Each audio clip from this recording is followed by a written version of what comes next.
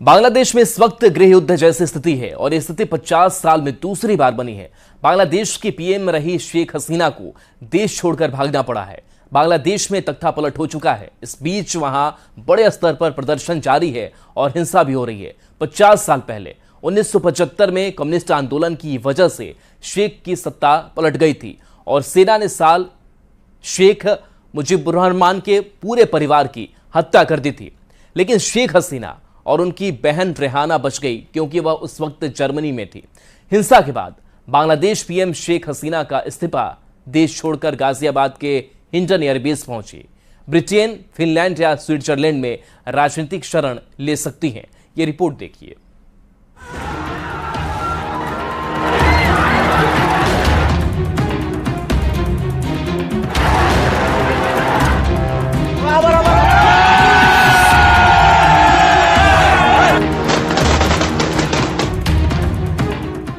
बांग्लादेश का आरक्षण आंदोलन इतिहास में दर्ज हो गया है क्योंकि इस आंदोलन ने बांग्लादेश की प्रधानमंत्री शेख हसीना को सत्ता से बेदखल कर दिया।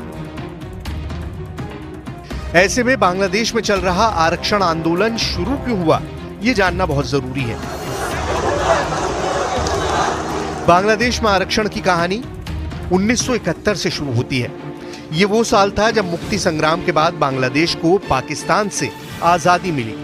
एक साल बाद 1972 में बांग्लादेश की सरकार ने स्वतंत्रता सेनानियों के वंशजों के लिए सरकारी नौकरियों में 30% आरक्षण की व्यवस्था की। 1972 से जारी आरक्षण व्यवस्था में अनारक्षित कोटा 44% रखा गया।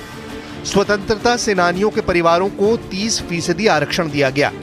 पिछड़े जिले से आने वाले लोगों को 10%, महिलाओं को 10%, धार्मिक अल्पसंख्यकों को 5% और दिव्यांगों को 1% कोटा दिया गया।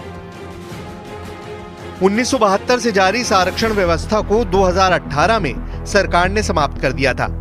सरकार के इन दोनों फैसलों का बांग्लादेश की जनता ने दिल खोलकर स्वागत किया। लेकिन बांग्लादेश में भूचाल 2 महीने पहले आया जब जून में हाई कोर्ट ने सरकारी नौकरियों के लिए आरक्षण प्रणाली को फिर से बहाल कर दिया।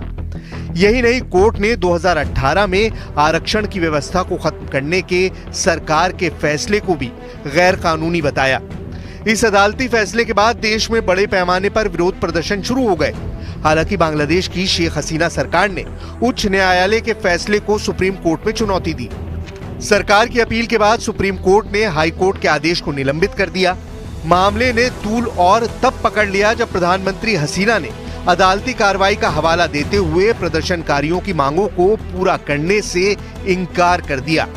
सरकार के इस कदम के चलते छात्रों ने अपना विरोध तेज कर दिया। प्रधानमंत्री ने प्रदर्शनकारियों को रजाकार की संज्ञा दी। बांग्लादेश में रजाकार उन्हें कहा जाता है जिन पर 1971 में देश के साथ विश्वासघात करके पाकिस्तानी सेना का साथ देने का आरोप लगा था।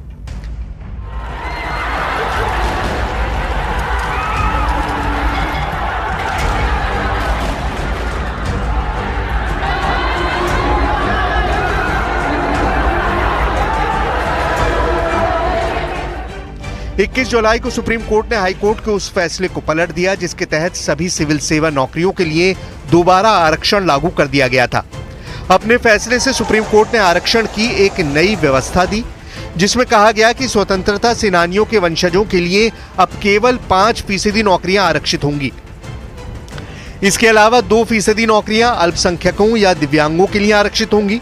वहीं बाकी बचे पदों के लिए अदालत ने कहा कि ये योग्यता के आधार पर उम्मीदवारों के लिए खुले होंगे।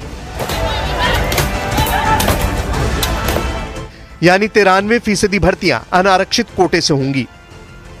हालांकि सुप्रीम कोर्ट के फैसले के बाद माना जा रहा था कि विरोध प्रदर्शन खत्म हो जाएंगे, लेकिन ऐसा नहीं हुआ और आंदोलन और भी तेज हो गया क्योंकि बात अब आरक्षण खत्म करने की मांग से कहीं आगे निकल चुकी थी। छात्र संगठन और शेख हसीना सरकार आमने सामने थे। प्रधानमंत्री शेख हसीना ने प्रदर्शनकारी छात्रों को आतंकी करार दे दिया तो छात्र संगठनों का आरोप था कि सरकार ने अपने समर्थकों को खुश करने के लिए 30% आरक्षण व्यवस्था को कानून के रास्ते लागू करने की साजिश रची। इसके बाद से ही छात्र संगठनों ने प्रधानमंत्री शेख हसीना के इस्तीफे की मांग शुरू कर दी। नतीजा ये रहा कि शेख हसीना को प्रधानमंत्री पद से इस्तीफा देकर सुरक्षा के लिए देश छोड़कर जाना पड़ा।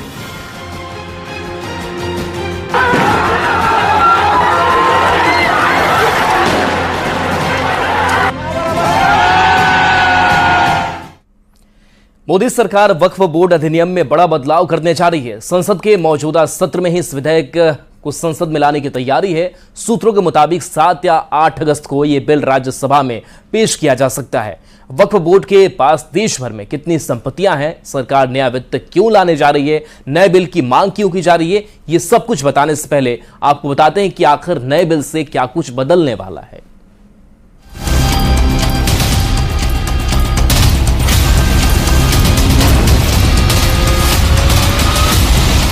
जो संबंधित पक्ष हैं उनसे बात करें, तभी तो आगे बढ़ेंगे। दुनिया के 50 देशों की जितनी जमीन है उतना जमीन भारत में वक्फ बोर्ड के पास है। ये लोग सिर्फ ध्यान भटकाने का काम कर रहे हैं। ये भी एक परंपरा ठीक नहीं है। बड़े बड़े 20 लैंड भूखंड दे दिए जा रहे हैं, ये जो घोटाला है।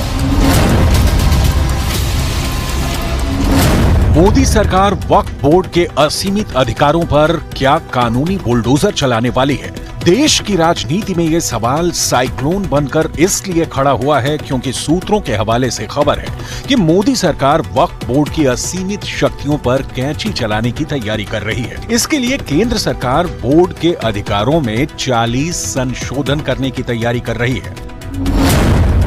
सूत्रों के मुताबिक केंद्र सरकार वक्फ बोर्ड अधिनियम में करीब 40 संशोधन कर सकती है और इसके लिए विधेयक को 2 अगस्त यानी शुक्रवार को ही मंजूरी दी जा चुकी है।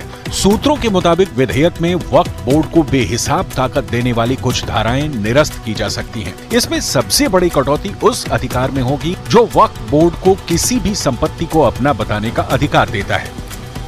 इसके अलावा वक्फ बोर्ड में महिलाओं के प्रतिनिधित्व को भी सुनिश्चित किया जा सकता है। सूत्रों के मुताबिक इसके लिए सरकार इसी हफ्ते राज्यसभा में बिल ला सकती है और खबर यह भी है कि वक्फ बोर्ड अधिनियम में संशोधन से पहले सरकार ने कई मुस्लिम बुद्धिजीवियों और वक्फ और चलिए न्यूज़ 18 बिहार झारखंड पर खबरें आपके लिए लगातार जारी हैं।